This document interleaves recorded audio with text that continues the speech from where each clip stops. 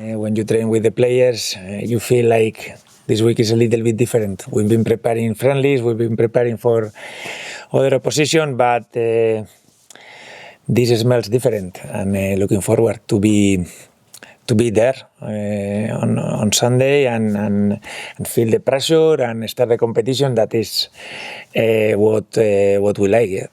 Realistic expectations? I think you will put me for sure the goals and everything. I want to be a really good team. I want to use the good players that I have in the best way, so they give us the chance, to fight for everything. Yes. To make this a better team, we understand you still want 2 wide attacking options. How confident are you doing that before the deadline, and how much of a problem is it that you've not been able to do that already? As a manager, this is easy one for me. I wanted the players for the first day, 13th of July, everyone here, all the positions doubled, top level players, but you understand that how the competition works, that market is open and you start the competition. We have to adapt as coaches to these situations. I hate these 2 weeks or these 10 days that we have because there is a lot of uncertainty, but not in Liverpool, not everywhere, because once the market is open, but we have to adapt.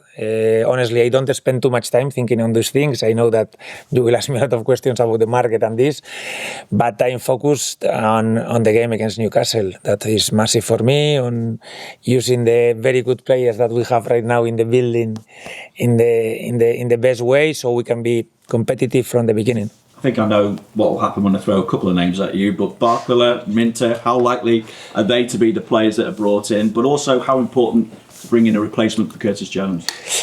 Yes, what I'm going to tell you. We cannot speak about players that are not ours. I understand the questions, and with Curtis, I think it's not still official, but there is an ongoing situation. I understood with Curtis, I talked to him in the first or second training. We talked, and I value him a lot as a player. He loves this club. It was very clear since the beginning for me, but I understood that probably the outcome was gonna be what it has been at the end, And in terms of, you are asking me what we need, there are certain situations that for me are clear, that are especially now on the wing, because we don't have enough players like specific to play in those positions, and then after in other positions, I think we have to be open and open-minded in the market to see situations that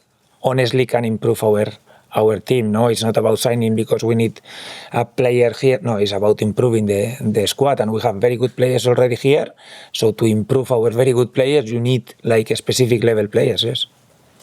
Andoni, good to see you. You talked about some of the incomings, a lot of transfer speculation. Of course, one name again linked with a move outside of Liverpool is Cody Gakpo. How motivated is he to contribute this weekend if he is called? Cody is performing really well. I think he has been, since the first day training, very well, understanding everything we need from his position. I think you can feel straight away when you talk to him, he understands the game. He's very smart. And he has been, I don't know if one of our best players in the friendlies, but definitely he has been performing very well. And I cannot tell you the starting 11. The players don't know it, so I will never say it, but definitely he's in a great spot. We won't tell anyone the starting 11. Yeah, I suspect you will. In terms of Newcastle this weekend, a new Premier League era for both clubs, both new managers, of course. Matthias Jaissle, what do you expect from a Newcastle team on them?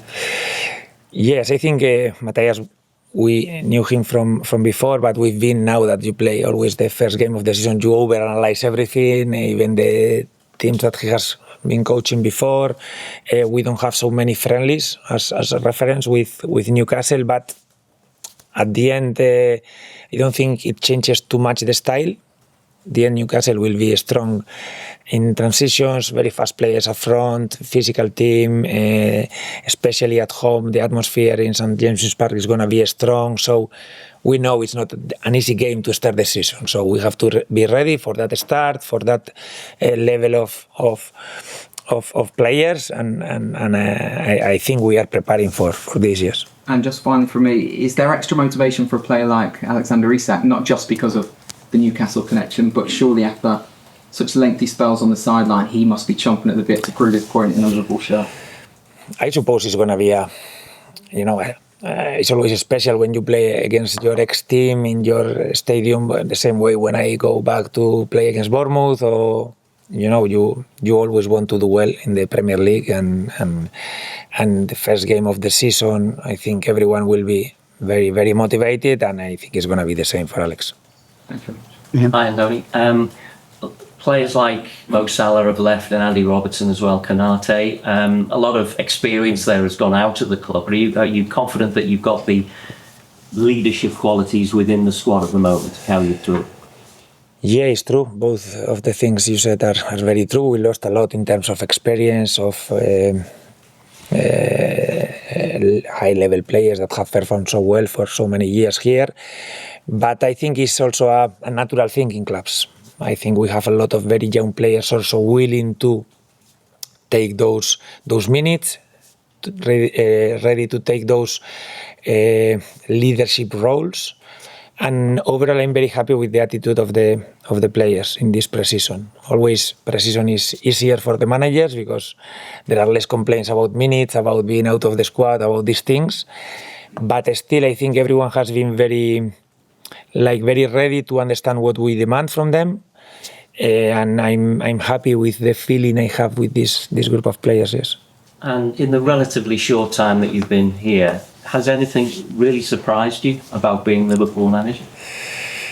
No, I think a lot of things surprise you in terms of how big this club is, but I knew where I was coming. I knew that we are going in pre-season and we are more than 100 people traveling, the amount of people following us when you go down your hotel and you see the expectations, but it's lovely, and I feel the privilege of being here in this moment, yes. Carl? Andy, in terms of how you want the team to play, how close are you to being at that point? It's difficult to say it in terms of percentage, but I'm sure if you ask Matthias the same question, or a lot of the new managers that are coaching new teams, probably not at 100%, but I'm happy in terms of I think we are in a level where we can compete and we can win games and we can be still a good team. That we need to improve, definitely. We will improve and we will try to do it as quickly as possible. But there are always processes, and I think pre-season always is, you never know where you are. So we are willing to start also and know, because pre-season is, you change a lot the teams, you don't know if the teams have gone strong, has gone a little bit weaker, they've been training a lot, they've been training less, so friendlies are for me a good reference, but not as good as the real thing that starts on Sunday, and I think we are in a good place. And just go back to Isak as well. Yeah. He's currently your only sort of fit striker. How important is it to A, keep him fit, and B, keep him as part of the plan you have for him? I think the same as other players. Alex is going to be a very important player for us this season. Right now, I think he's in a very good place.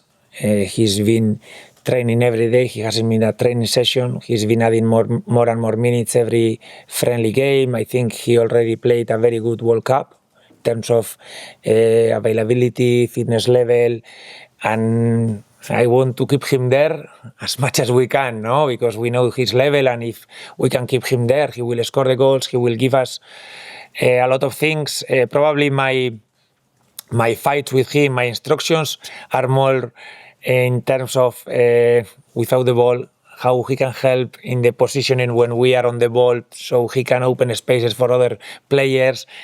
I'm not trying to focus on terms of goals, but he's a striker, he will want to score. But I try not to judge the strikers because they scored or they haven't. Adam? Hi, Andoni. it says that you're going to face the first 6 games, 6 new managers, and you've spoken before about analysts being sort of underrated in clubs, and something obviously you pride yourself. I think at Bournemouth you used to sort of cut your own videos as well. Is it the same here? What does the department look like, and how important is that particular department when it comes to the start of season 3? Yes, for me, there have been a lot of managerial changes this last season. We are facing a lot of the new managers like me here in the first game, so there is an extra part of the job to do, analyzing how they've played in their previous clubs, even certain situations, set pieces, routines that they can use against us, things that they've been doing, and I think we are getting to know each other, no? With the analysts, the things that I like from every situation. I think we've had already 5-6 games in pre-season to try to arrive also in the best form to this first game of the season. We've been doing the same thing in the friendly, so now we are ready for when the competition starts. But as you say, for me, the analysts group are very important in clubs. I've come also with one analyst that has helped me this integration with their group, and I think we are in a good place, but I want us, the same as the team, to improve also our relationships, our connections, half-time, these things, because it's the best way to help the players. And just one on Curtis, really. I think you said you spoke to him very early on. Was there a desire from your end to try and keep hold of him? Yes, I've never hid it. For me, Curtis is a very good player. Very, very good player, but I understood straight away when he talked to me, his situation. He's coming from some years, no, kind of in the same position, same situation, and I didn't know in that moment, but it was a situation that could happen, and it looks like it's going to happen. Yes. Seth? Hi, Andoni. Just going on from that, obviously you've lost a midfielder now. Obviously it's been a big pre-season for Trey Nyoni. Is he someone who you feel can make that step up, or are you sort of being open-minded and seeing if there's an opportunity in the market as well? No, I'm very happy with Trey. Very, very happy. He has been very good in pre-season, not only in the games, even when he trains with us, he's facing top-level players and he's at the level. So I have no doubts with Trey. He will be very valuable this season for us, and I hope he plays a lot and he gives the level that I'm seeing everyday training, yes. Mal? Hi, Andoni. Following on from the question about Alex Isak, we've seen so far in pre-season, when he's been substituted, I think we've seen Will Wright play central striker, Luis Kumas, Federico Chiesa. We haven't seen Cody Gakpo, who in previous times at Liverpool has played as a central striker. Do you see him as an option in that position, and how would you overall assess the backup striker options, obviously, with Hugo TK long-term injury? Yes, I think Cody can play as a number 9. Probably in pre-season we haven't tried it because we don't have enough wingers probably, and we've prioritized that he understands what we need him from his preferred position, if you want, as a left winger. But I've been talking to him about his minutes as a 9, not only past season, because he's done it before, and in certain situations I think he could help us there in the 9 position, yes. James, last one. Andoni, let's check on the vice captaincy. We decided who's going to take that this season. Yes. We took a decision.